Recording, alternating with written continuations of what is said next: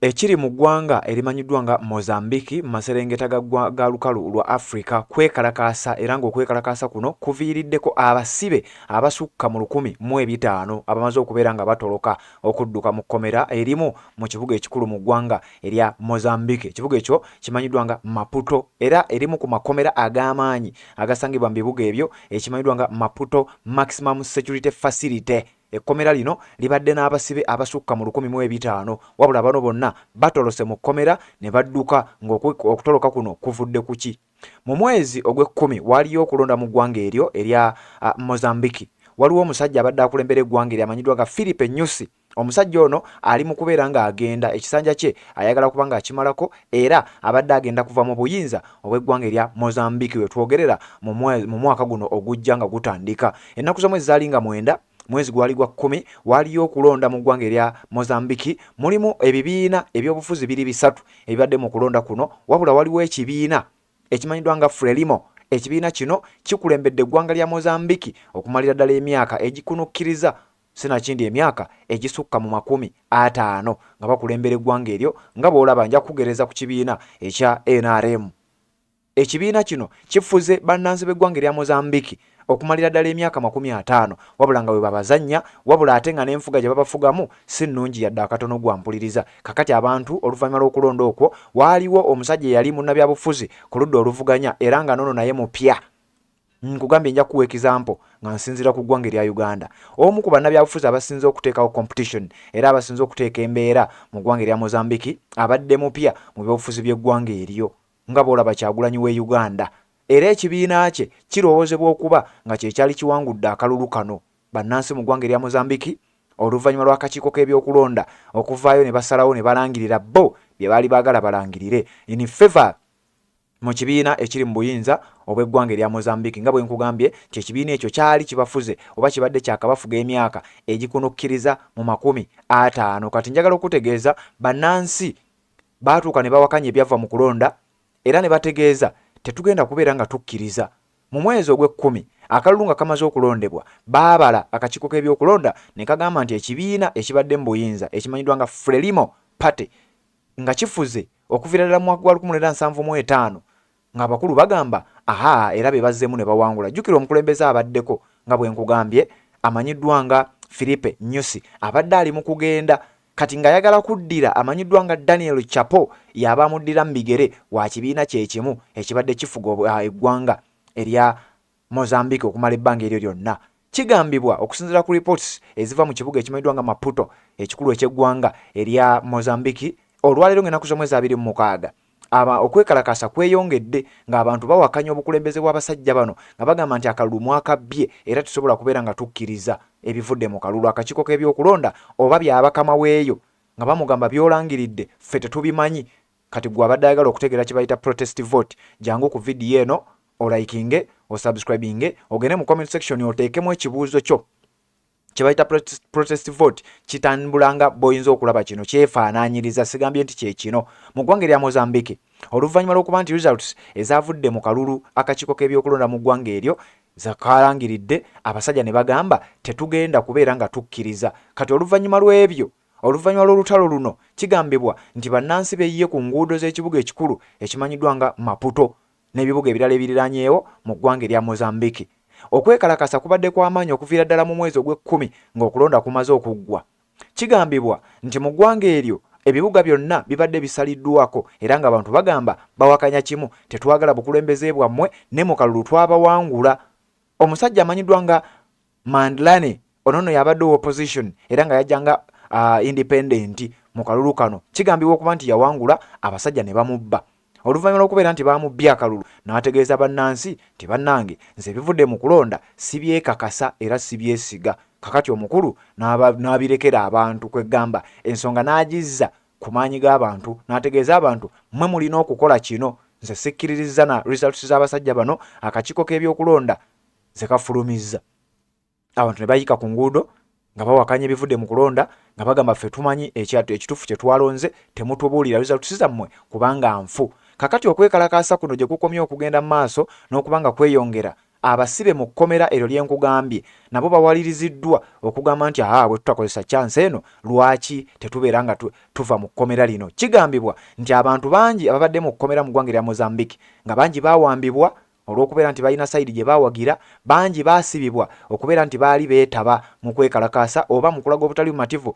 Example entuufu ly'eggwanga erya Uganda kye bayita ba political prisoners. Bangi babadde mu kkomera nga kigambibwa nti tebalina misango gye bavunaanwa okuggyako okuwagira ab'oludda oluvuganya okwogerako ebyo ebibaluma mu ggwanga lyabwe oba okubeera nga babadde beenyigira butereevu mu nsonga z'okwagala okumaamulako ekibiina kino ekibadde kibafuze emyaka egikunukkiriza mu 50. Kati kigambibwa nti abantu bano kasita bawulidde ng'okwekalakaasa kukyali kw'amaanyi era nga kugenda mu maaso mu ggwanga eryo ne bagamba tugenda kwenyigiramu era mu kusobola okwenyigiramu tulina kubeera nga tusoose kuva wano. Kakati bano bawaliriziddwa ne bassa kimu mu kkomera gye babadde Maputo Maximum Prison ne balimenya ne bagamba tugenda kuvaayo twagala tubeere nga naffe twegatta ku bannansi okwekalakasa tugobe abasajja bano abatukulembedde emyaka egikunukkiriza 50 ate nga tebaagala kubeera nga tebata entebe. Wuliriza, okusinziira ku reports, more than 1,500 prisoners have escaped from a prison in Mozambique, taking advantage of ongoing political unrest triggered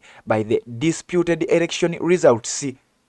Okusinziira ku kitongole kya poliisi mu ggwanga erya Mozambique nga bagamba nti abantu bano beeyambisizza omukisa gw'okulaba nga eggwanga teriteredde, abantu bali mu kwekalakaasa olw'okubba akalulu okubadde mu ggwanga erya Mozambique. Abantu bagamba bwe tutakozesa chance eno tetugenda kusobola kubeera nga ate tuva mu kkomera. Wabula nga kigambibwa nti bangi ku bano nga bwe nkugambye baasibwa olw'emisango gy'ebyobufuzi.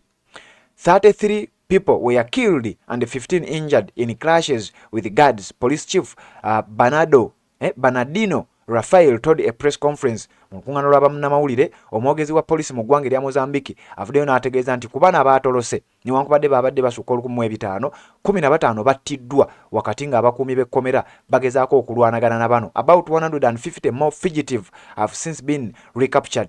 Nti waliwo abalala nga 15 bokka ku bakafaananyi ku bantu 1,500 bakutteko 15 ne babazaayo mu kkomera, 15 battiddwa wabula abasigadde bamaze okuba nga batoloka.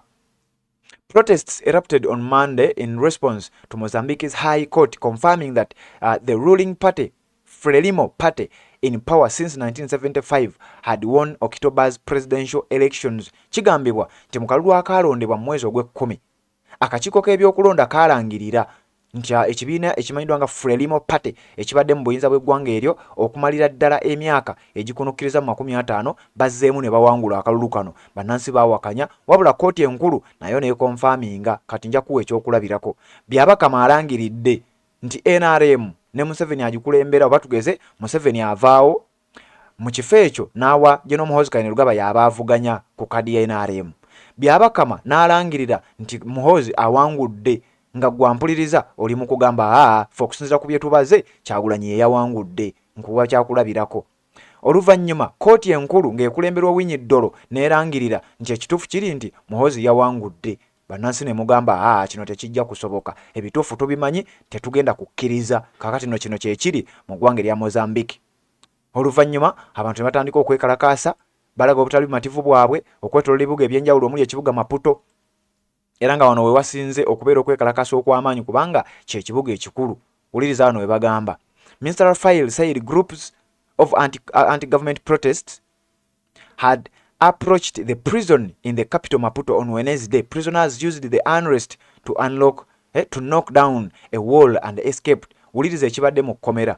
Abamu ku bannansi abeekalakaasa abatakkiririza mu gavumenti ebaddeko nga bagamba ffe twalonze mukulembeze waffe mwe mulangiridde byammwe. Kigambibwa nti bano baalabye batono, ennamba zaabwe ntono, bagenze okulaba nga bagamba twetaaga obuyambi, waliwo abaasibibwa bannaffe abali mu makomera ku nsonga ezitategeerekeka.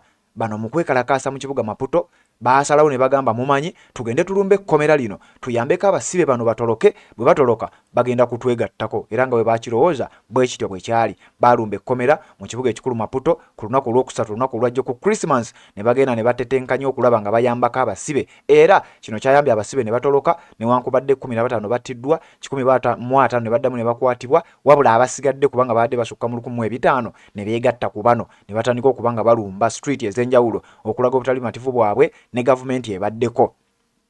Mozambique had been rocked by unrest since dispute elections in October. Official results showed the ruling Frelimo's candidate for president Daniel Chapo winning. Nti oluvannyuma lw'akakiiko k'ebyokulonda okulangirira Daniel Chapo okubeera nga awangula okubeera nga bagamba nti ekibiina ekibaddemu ekimanyiddwa nga Frelimo akiwangudde, era omukulembeze waffe gwe tumanyi Daniel Chapo akakiiko k'ebyokulonda ne kalangirira, kooti enkulu n'ekonamu stampu, abantu ne bagamba kati bwe bituuse naffe tugaanye.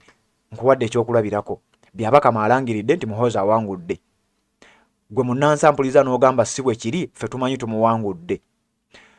Akulira kooti enkulu oba kooti ensukkulumu Owiny-Dollo naye n'akikonamu stampu, kooti enkulu n'ategeeza nti ekituufu awangudde. Kakati n'owano abantu ne banyiiga ne musalako street z'omu kibuga Kampala n'ebibuga ebirala nga mugamba tetujja kukkiriza. Mulaba guli gutyo abasajja bakuba ttiya gaasi masasi biki ne mulumba ekkomera ly'e Luzira n'ekkomera ly'e Kitalya oba Kigo n'amalala, ne muyambako abasibe ne batoloka, bonna ne bajja ne babeegattako ne baba nga bagenda wamu, ne muba nga mugenda kukwasaganyiza wamu mutwale omulabe. Uliriza.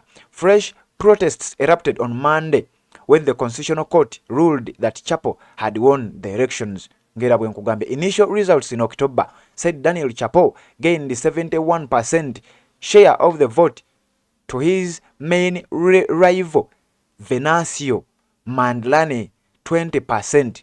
The court has now ruled that he won 65% to Mondlane's 24%. Akalulu nga bakakabala basooka ne babala nti ekibiina ekibadde mu buyinza oli awangudde n'ebitundu 71 ku buli 100, opposition afunye 20%. Wabula ate kooti yo negamba nti abadde mu buyinza awangudde by 65%, opposition afunye 24%. Owulira margin. Okusinziira ku lipoota ow'omukutu ogwa BBC ng'agamba nti kyazuuliddwa mu kibuga Maputo nti kyabadde kimaze okufuuka ekibuga ky'emizimu ku lunaku olwa Christmas, ku lunaku olwa olw'abiri-mu-ennya n'olunaku lwa Christmas lwennyini, oluvannyuma lw'okuba nti abantu mu kifo ky'okujaganya oba okucelebratinga Christmas baasazeewo batandike kulumba street ku street nga balaga obutali mativu bwabwe, tebakuba muntu yenna, tebakola fujjo, wabula bawanise ebipande na kutambula kugenda ku street emu ku emu nga balaga obutali mativu bwabwe, bagamba tetugenda kukkiriza paka n'ekkomera we lyamenyeddwa mu kiro ekikeseza olunaku olwaleero ne baba nga nabo beegasse ku bano okulaga obutali mativu bwabwe. Nkugambye nkuwadde byakulabirako. Kati gweyagala okutambula ne kye bayita protest vote wakati ng'eggwanga lya Uganda nalyo lyetegekera akalulu ka 2026. Ojja genda olabe akalulu ka 2024 aka eggwanga erya Mozambique bwe katambudde, biki ebyakoleddwa, ensonga zabaddeyo zitya, olaba abantu kye baakoze, osanga naawe onaagenda mu maaso n'okubeera ng'otegeera kiki bannayuganda abanno kye bazze nga bakugamba ekikwata ku protest vote. Atamanyi eggwanga lino we lisangibwa, wuliriza, eggwanga lino lisangibwa ku lukalu lwa Africa, liri mu maserengeta ga Africa, era kigambibwa nti kugamu ku mawanga gali wansi awo muli eggwanga erya South Africa lye baayise oba lye baakowodde libeere nga lijja bayambeko bannansi mu ggwanga erya Mozambique abali mu kufa oluvannyuma lw'okuba nti bagaanye okukkiriza gavumenti ebadde mu buyinza emyaka 50 okubeera nga baagala okwongera okugenda mu maaso n'okubeetuggako. Kakati eggwanga lino lisangibwawa? Mozambique ggwanga liri ku mazzi Indian Ocean, lirina ensalosalo n'eggwanga erya South Africa, lirina ensalosalo n'eggwanga erya Zimbabwe, lirina ensalosalo n'eggwanga erya Zambia, era lirina ensalosalo n'eggwanga erya Tanzania. Kitegeeza obeera awo osobola okutegeera nti teriri wala nnyo n'eggwanga erya Uganda.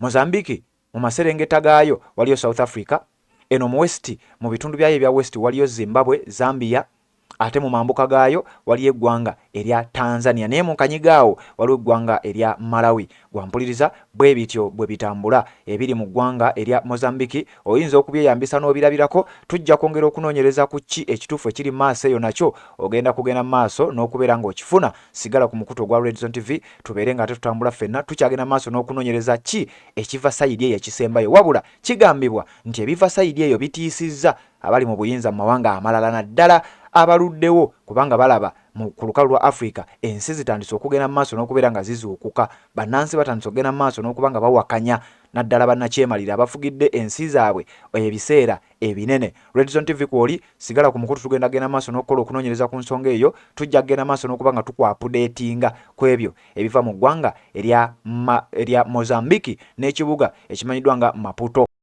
Assalamu alaikum warahmatullahi wabarakatuh. Amanya n'eddoboozi Haji Abdu omusomi w'eddua. Nkola ku nsonga ez'enjawulo, emirimu nga gikutataganyeko, ebyenfuna byo nga bidobonkanye, ne oba oli bweru wa ggwanga emirimu gya kucankalanako.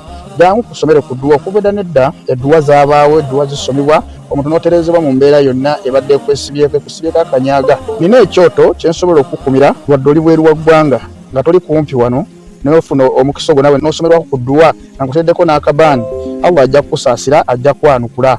Kuba ku nnamba yange y'essimu 0752 44 71 56 ne ku WhatsApp kwendi mpereza obubaka sobole okukuyamba. Assalamu alaikum warahmatullahi wabarakatuh.